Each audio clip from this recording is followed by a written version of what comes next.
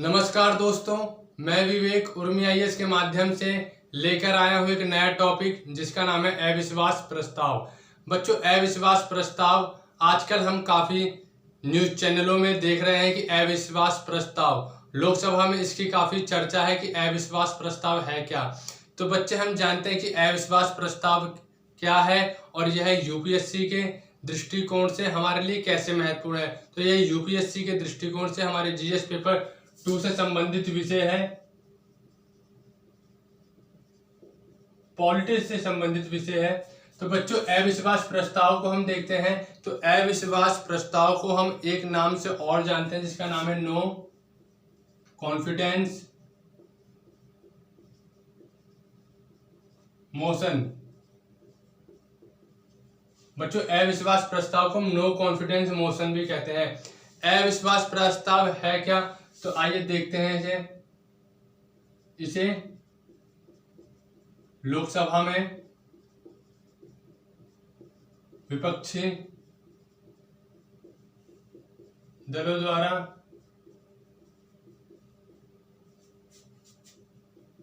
लाया जाता है जब उन्हें ऐसा लगता है कि सरकार ने लोकसभा में अपना बहुमत खो दिया है। बच्चों, इसे लोकसभा में विपक्षी दलों द्वारा लाया जाता है जब उन्हें ऐसा लगता है कि सरकार ने लोकसभा में अपना बहुमत खो दिया है। तो इसमें एक चीज और ध्यान देने वाली बात है, अविश्वास प्रस्ताव कहाँ लाया जाता है? कि इसे संसद के दोनों सदनों में लाया जाता है? नहीं, तो इसे सिर्फ केवल लोकसभा में लेकर आया जाता है। इसे कौन लेके आता है? तो इसे विपक्षी दल ही लेके आते हैं। और विपक्षी दल जब लेके आते हैं जब उन्हें ऐसा प्रतीत होता है कि वर्तमान सरकार ने अपना बहुमत खो दिया है, जब वो विपक्षी दल इसे लेके आते हैं। अविश्वास प्रस्ताव सदन में पेश करने के लिए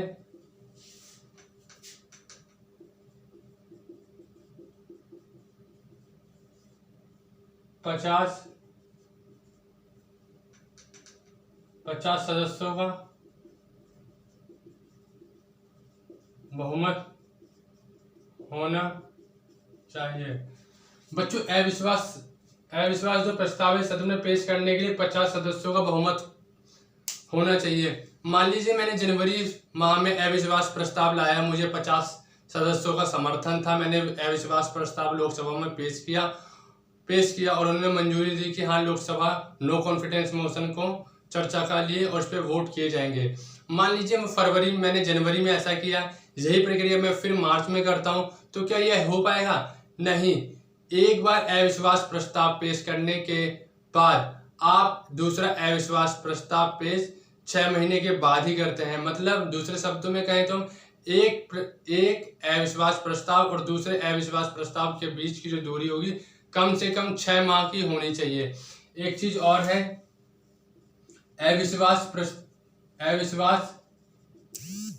प्रस्ताव के पारित होने के बाद प्रधानमंत्री सहित पूरी मंत्रिपरिषद का विघटन हो जाता है। अगर लोकसभा से अविश्वास प्रस्ताव पारित हो जाता है तो इसका मतलब ये होता है कि लोकसभा में सरकार के पास पूर्ण बहुमत नहीं है। उस चरण में हम देखते हैं कि प्रधानमंत्री सहित लोकसभा की पूरी मंत्रिपरिषद को त्यागपत्र देना पड़ता है, उसका विघटन हो जाता है। अनुच्छेद जो 75 हमें बतलाता है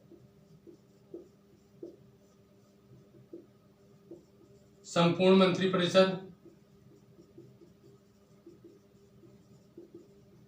संसद के प्रति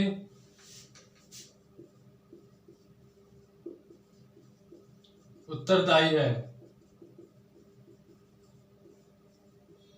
बच्चों एक चीज और है, अविश्वास प्रस्ताव अभी तक कितनी बार आ रखा है, तो भारत में 27 बार अविश्वास प्रस्ताव आ रखा है। तो आपने जाना कि अविश्वास प्रस्ताव क्या है। तो अविश्वास प्रस्ताव को नो कॉन्फिडेंस मोशन भी कहते हैं। इसे लोकसभा में ही पेश किया जाता है। इसे विपक्षी दलों द्वारा लाया जाता है जब उन्हें ऐसा प्रतीत होता है कि वर्तमान सरकार ने लोकसभा में अपना बहुमत खो दिया है।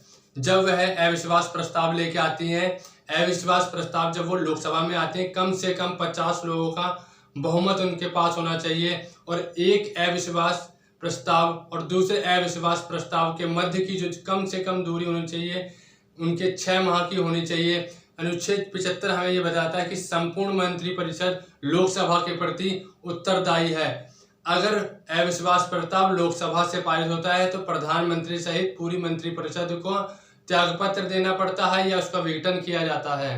तो आपने जाना कि अविश्वास प्रस्ताव क्या होता है, अविश्वास प्रस्ताव पारित होने के बाद क्या होता है, उसके बाद पूरी मंत्रिपरिषद का विघटन हो जाता है प्रधानमंत्री सहित, और ये किसी सरकार की विफलता को बताता है।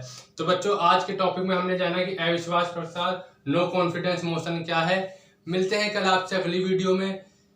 तो आप अपना ध्यान रखें और कोई क्वेरी हो तो आप मुझे कमेंट कर सकते हैं, मुझे टेलीग्राम नंबर पर या मुझे डायरेक्ट मेल करके मुझे व्हाट्सअप कर सकते हैं। मिलते हैं कल आपसे अगली वीडियो में। नमस्कार, जय हिंद।